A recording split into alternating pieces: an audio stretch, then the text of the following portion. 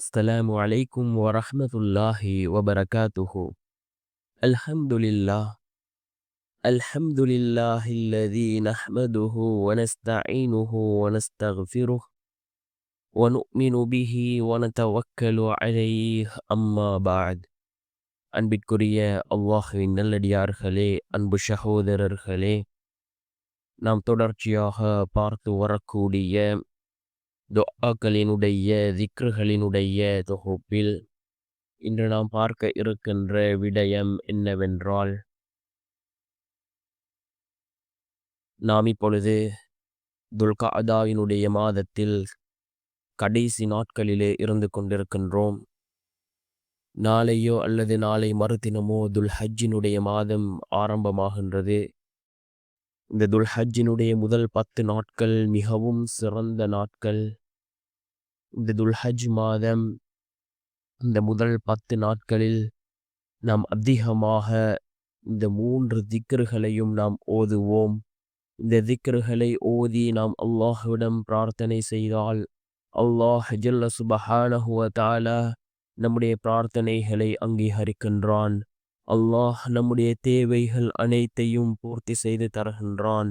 நம்முடைய வாழ்க்கையில் உள்ள கவலைகள், கஷ்டங்கள் இவைகள் அனைத்தையும் அல்லாஹ் நீக்குகின்றான். அன்பார்ந்த சகோதரர்களே, அல்லாஹ்வின் நல்லடியார்களே, அதிகமானோர் நம்முடைய சேனலை சப்ஸ்கிரைப் செய்யாமல் பார்த்து கொண்டிருக்கின்றீர்கள்.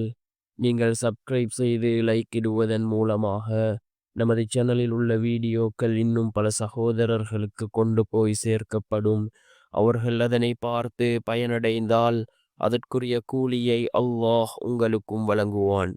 அன்பார்ந்தவர்களே, அல்லாஹ்வின் நல்லடியார்களே,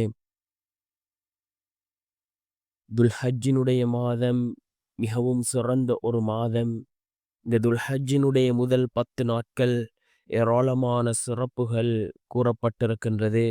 அதாவது அல்லாஹ் தன்னுடைய குர்ஆனிலே 10 இரவுகள் மீது சத்தியமாக என்று குறிப்பிடுகின்றான். சில இமாம்கள் இது துல்ஹஜ்ஜினுடைய அந்த முதல் 10 நாட்களினுடைய 10 நாட்களைத்தான் அல்லாஹ் கூறுகின்றான் என்று சில இமாம்கள் குறிப்பிடுகின்றார்கள். அன்பார்ந்தவர்களே, அல்லாஹ்வின் நல்லடியார்களே, ஏராளமான சிறப்புகள் நிறைந்த இந்த துல்ஹஜ்ஜினுடைய மாதம் நாம் அதிகமாக இந்த திக்ருகளை ஓதி அல்லாஹ்விடம் பிரார்த்தனை செய்வோம். நாம் எந்த அளவுக்கு அதிகமாக திக்ருகளை ஓதுகின்றோமோ அந்த அளவுக்கு அல்லாஹ்வினுடைய உதவிகளை பெற்றுக்கொள்ள முடியும். ரசூலுல்லாஹி ஸல்லல்லாஹு அலைஹி வஸல்லம் அவர்கள் கூறினார்கள், சுவர்க்கவாசிகளுக்கு ஒரு கவலை இருக்குமாம். இந்த உலகத்திலே வாழ்ந்த அந்த சந்தர்ப்பத்தில் இன்னும் அதிகமாக அல்லாஹ்வை திக்ர் செய்திருக்கலாம் என்ற அந்த கவலை சுவர்க்கவாசிகளுக்கு இருக்கும் என்று ரசூலுல்லாஹி ஸல்லல்லாஹு அலைஹி வஸல்லம் அவர்கள் கூறினார்கள். இந்த திக்ர் மிகவும் முக்கியமான ஒரு திக்ர். என்ன திக்ர் என்றால், லா இலாஹ இல்லல்லாஹ், அல்ஹம்துலில்லாஹ், அல்லாஹு அக்பர், லா இலாஹ இல்லல்லாஹ், அல்ஹம்துலில்லாஹ், அல்லாஹு அக்பர். இந்த 3 திக்ருகளையும் குறைந்தது 100 தடவையாவது நாம் ஓதுவோம். ஓதி அல்லாஹ்விடம் பிரார்த்தனை செய்வோம். நிச்சயமாக அல்லாஹ் ஜல்ல சுபஹானஹு வ தஆலா நம்முடைய பிரார்த்தனைகளுக்கு அவன் பதில் வழங்குவான்.